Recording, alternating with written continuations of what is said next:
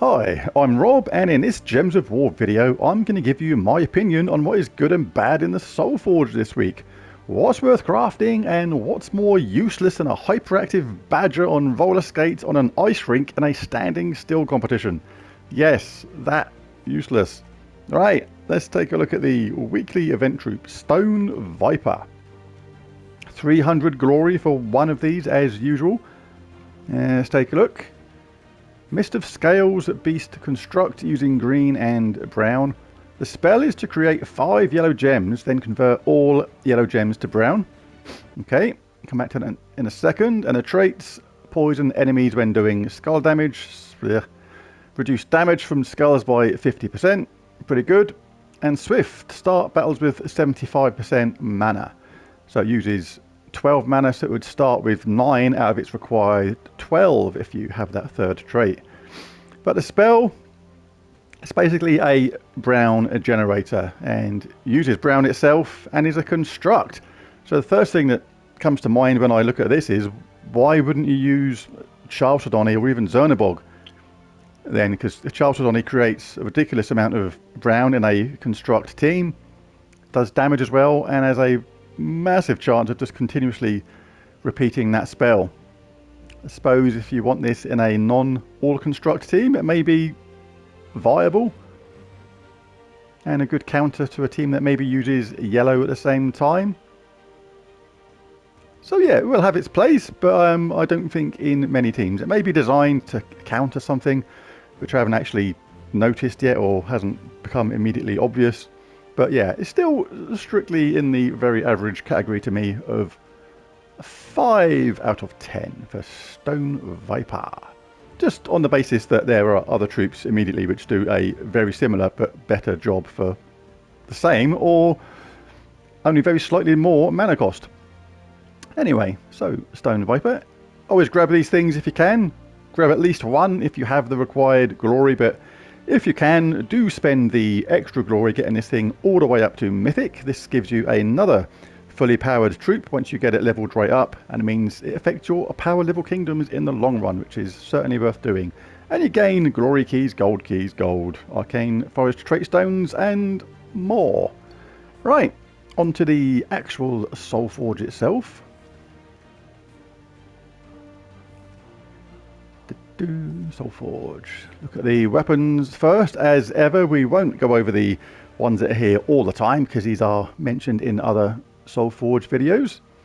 So first up is Scaleguard Protector. Explode. Magic +1 red gems. Grant a random status effect to all Naga allies, then summon a Naga troop. So these are pretty decent, these weapons. I do like these. The fact that they explode a load of a certain colour is going to be some instant mana generation. If you have those type of troops on your team, you're going to give them a random status effect, which is going to be positive. And they have a summon as well, and a summon is always a good thing, particularly on a Guild Wars type day when you get more points for having a full roster of troops. So yeah, certainly effective in the correct team and worth picking up. These weapons, they are always worth picking up if you don't have them already. Really good. Medusa Tome. Deals magic +7 damage to an enemy boosted by Mist of Scales allies. Then create a mix of 6 blue and red gems for each Mist of Scales ally. So this uses yellow and green, but creates blue and red. So you have to make sure those other Mist of Scales allies in your team, at least a couple of them, use blue and red to make this worth using in a team. But in the correct team will work extremely well, can generate a decent amount of mana for the team as well, but does need to be fulfilled on those requirements. You do need Mist of Scales allies predominantly in your team, and they obviously, a couple of them at least, have to use blue and red, and that does not include the hero. So good in the right situations. Cobra's Curse. Deals magic based damage to an enemy boosted by Naga allies, then creates a mix of red and green for each Naga ally. So really similar to the last weapon I just mentioned, but based on Naga allies. And again, uses red and green, or generates red and green. But the difference in this one is that it actually uses green, so it is capable of self-charging. So if you like the idea of that, then that can be a really good one as well.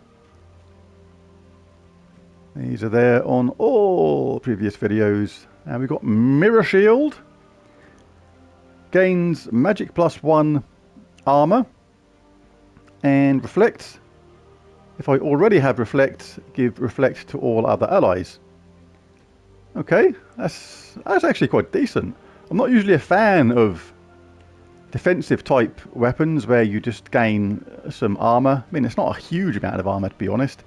But Reflect is actually quite decent. Reflect gives back 50% of incoming damage. So if somebody hit you with something which done 50 damage, they're going to get 25 damage back, which is actually quite cool. And it's one of the most amusing parts in the game for me, which always makes me chuckle, is when the enemy kills themselves by hitting you when you have Reflect. It's just, I don't know, it just makes me chuckle. The thing I like about it is if I already have Reflect, give Reflect to all other allies. So if you've already cast this and haven't been hit yet, and you cast this again, all your other allies are going to get Reflect. So that can be actually quite handy. Not essential, but there will be certain teams and situations where that will certainly be useful. Dagger of Scales. Remove all green gems with no effect, so good against teams that like to use green or rely on green. Then deal magic +5 damage to an enemy boosted by the gems removed. If the enemy is from Mist of Scales or the battle is in Mist of Scales, deal a double damage. So most effective against a Mist of Scales team or in a battle is in Mist of Scales. Can be good, and particularly if they use green as well. That's a good counter to them, but more collectible than essential, but still not too shabby. Not too shabby, Shirley. Who's Shirley? Anyway, troops. Let's take a look at the troops. First up is Ahries.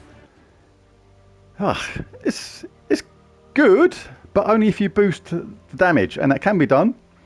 The only thing I don't like about this type of troop is the randomness of the damage.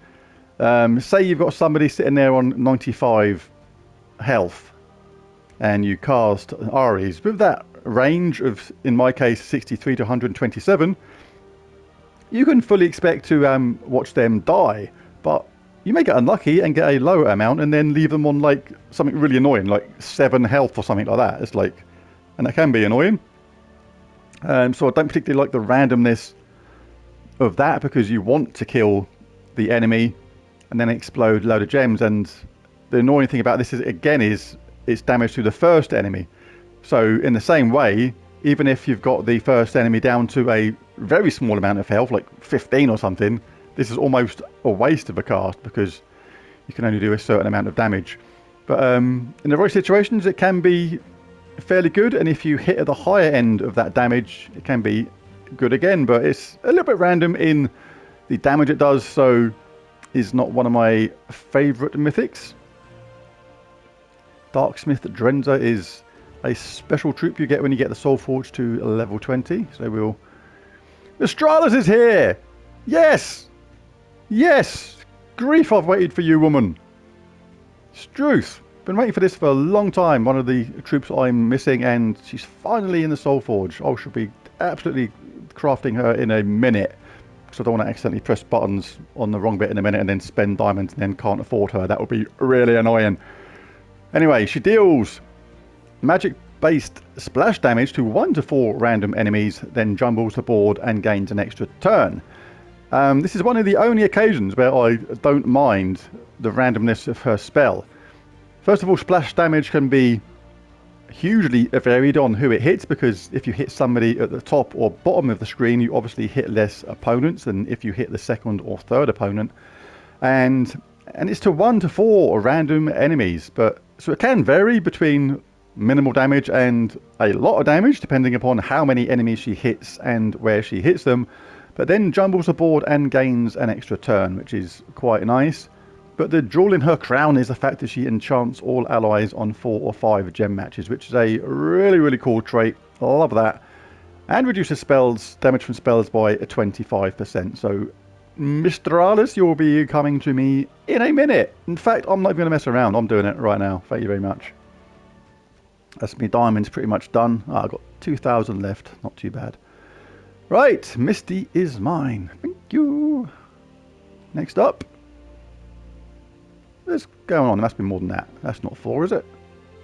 Oh, it's moved it to the bottom, that's why. I got, yeah, I'll get it. Ahries, Mistralus, Possessed King. Possessed King is a bit of a strange troop to me. High mana cost of 26 isn't worth it at all on the spell. Deals damage to all enemies boosted by daemon allies and enemies. Then there are 3 separate 20% chances to transform a random enemy into a daemon, which is a really bad part of the spell because a lot of the time you could have damaged the enemies, got them down to near death, and then actually when that actually works, that transforming part, it transforms them often into something way more powerful than what was there in the first place. It's like flipping heck. Ugh. You can have a baby dragon there, like on near death, and then transform it into a raging freaking great demon that's like 20 times worse than what was there. Ugh. So it can work against you in a big way. Generally, people that use this troop hardly ever cast that spell. He's literally there because that third trait. A lot of people rate him so highly because of that third trait. I wouldn't put him in a team specifically for that.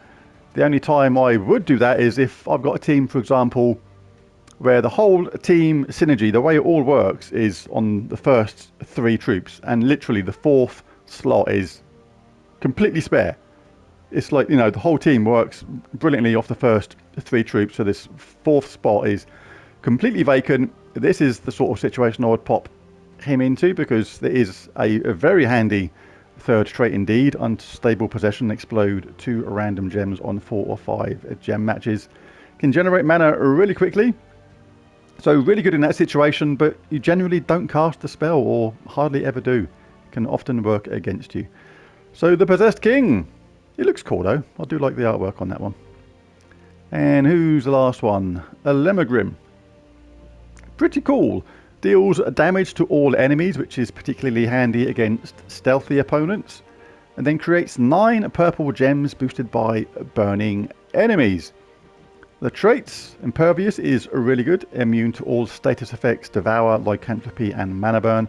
And Darkness, decrease all enemies attacked by 4 on 4 or 5 gem matches is okay, if not unspectacular. Spectacular is just, it's alright. Anyway, but the spell can be quite good because that create 9 purple gems boosted by burning enemies.